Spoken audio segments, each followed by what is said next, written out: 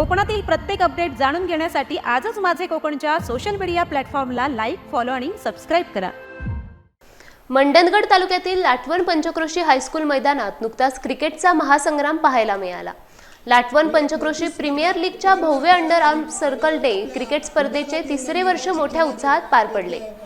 29 आणि 30 नोव्हेंबर रोजी झालेल्या 2 दिवसीय स्पर्धेत लाटवण पंचक्रोशीतील तब्बल 8 संघांनी सहभाग नोंदवला होता।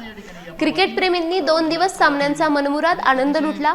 या रोमांचक स्पर्धेत वन साइड मुरादपूर संघाने प्रथम क्रमांकाचे विजेतेपद पटकावत बाजी मारली।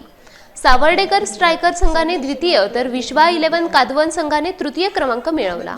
याशिवाय मालिकावीर म्हणून ओंकार सुतार तर उत्कृष्ट फलंदाज म्हणून सुजल जाधव यांनी वैयक्तिक पारितोषिके पटकावली।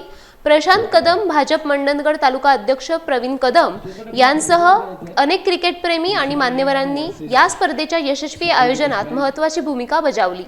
मंडणगड तालुक्यातून या उत्कृष्ट नियोजनाचे सर्वत्र कौतुक होत आहे। खेळाडूंचा उत्साह आणि पंचक्रोशीतील एकोपा दर्शवणारी ही स्पर्धा पुढील वर्षी आणखी मोठ्या उत्साहात पार पडेल अशी अपेक्षा आहे।